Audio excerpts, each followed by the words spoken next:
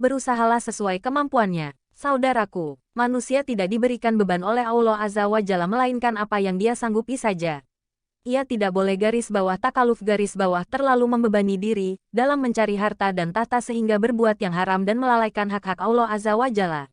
Allah Azza wa Jalla telah berfirman, kami tiada membebani seseorang melainkan menurut kesanggupannya, dan pada sisi kami ada suatu kitab yang membicarakan kebenaran, dan mereka tidak dianiaya. Quran Surat Al-Mu'minun 62. Katakanlah, terangkanlah kepadaku tentang rizki yang diturunkan Allah kepadamu. Lalu kamu jadikan sebagiannya haram dan sebagiannya halal. Katakanlah, apakah Allah telah memberikan izin kepadamu tentang ini atau kamu mengada-adakan saja terhadap Allah? Quran Surat Yunus 59. Allah Azza wa Jalla hanya membebani manusia agar berusaha sesuai dengan kemampuannya. Dan hasil sepenuhnya itu adalah di tangan Allah Azza wa Jalla. Allah Azza wa Jalla telah melapangkan dan menyempitkan rizki seorang sesuai dengan kehendaknya, sesuai kapasitasnya. Dan itu merupakan takdir kauni, sebagaimana firman-Nya. Dan tidakkah mereka mengetahui bahwa Allah melapangkan rizki dan menyempitkannya bagi siapa saja yang dikehendakinya? Sesungguhnya pada yang demikian itu terdapat tanda-tanda kekuasaan Allah bagi kaum yang beriman. Quran Surat Az-Zumar 52. Saudaraku, menjadi yang terbaik itu seringkali terlihat sulit, karena kita kerap terjebak memikirkan apa yang belum mampu kita lakukan.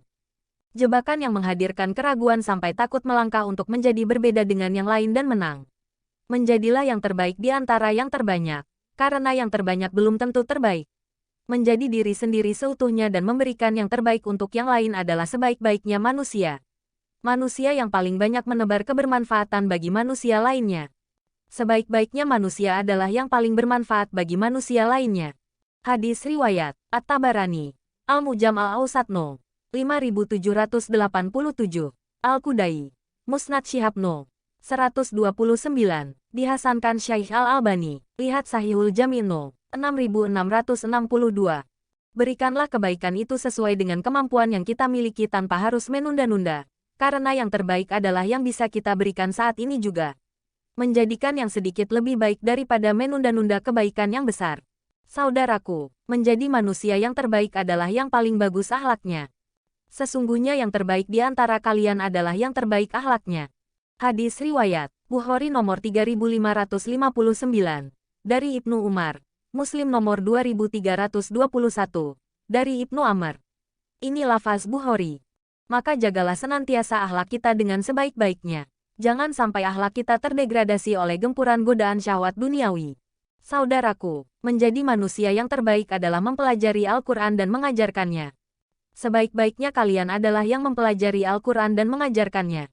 Hadis Riwayat Bukhari nomor 5027, dari Utsman. Saudaraku, memang untuk menjadi yang terbaik, jalan apapun bisa ditempuh. Entah itu jalan yang benar ataupun jalan yang menyesatkan. Mulai dari yang jujur seperti berusaha meningkatkan kualitas diri tanpa kelicikan, keculasan dan kecurangan. Kita lihat dari sisi positifnya, menjadi yang terbaik itu perlu usaha, perjuangan, pengorbanan dan yang utama ridha Allah Azza wa Jalla.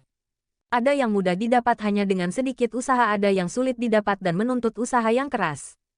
Jika didapat melalui cara-cara salah, licik, culas, curang, apalagi menghalalkan segala cara, tidak hanya menjadikan itu sebagai perbuatan dosa, tapi jika suatu ketika terbongkar akan mencoreng kehormatan sendiri. Terkadang hukum masyarakat itu lebih kejam dari hukum tertulis. Sedikit saja tercoreng hitam di wajah, garis bawah image garis bawah seseorang akan luntur. Terlebih jika ia menjadi seorang pemimpin tidak amanah dan justru khianat, tidak lagi ada yang akan percaya lagi. Saudaraku, sekalipun tidak terbongkar kelicikan, keculasan dan kecurangannya di dunia saat ini, ingatlah bahwa hukum akhirat menanti. Saudaraku, Rasulullah Shallallahu Alaihi Wasallam bersabda, tidaklah lurus keimanan seorang hamba sehingga lurus hatinya dan tidaklah lurus hatinya sehingga lurus lisannya. Hadis Riwayat Ahmad dan Al-Baihaqi. Saudaraku, hati-hatilah terhadap para kaum pendusta, karena mereka senantiasa mengingkari kebenaran. Syekhul Islam Ibnu Taimiyah rahimahullah mengatakan, kadang seseorang mengetahui bahwa kebenaran ada pada pihak yang lain, namun dia mengingkari kebenaran itu, disebabkan 1. Hasad kepadanya, 2. Ingin lebih unggul darinya, atau 3. Karena hawa nafsunya. Majmu. Fatwa 7/191. Saudaraku, kita harus berikhtiar untuk senantiasa mengikuti kebenaran, menjauhkan diri dari para kaum pendusta kebenaran dalam situasi apapun dan dalam kondisi bagaimanapun. Petik 2 titik.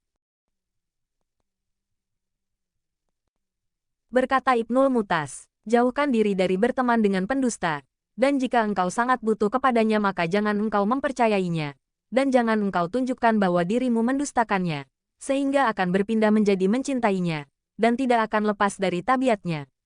Zahrul Adab 1/387. Saudaraku, walau bagaimanapun setiap orang memiliki sisi baik dan sisi buruk, orang yang terbaik adalah orang yang sisi kebaikan dan kebermanfaatannya jauh lebih besar daripada sisi keburukan dan ketidakbermanfaatannya, hingga orang lain merasa aman dan nyaman berada di dekatnya. Semoga Allah Azza wa Jalla mengaruniakan hidayahnya kepada kita, sehingga kita tetap istiqomah senantiasa tidak terlalu membebani diri dalam melakukan amal terbaik, tapi menjadi yang terbaik dengan menebar kebermanfaatan kepada yang lain untuk meraih ridhanya. Amin ya Rab. Wallahu alam bisawab.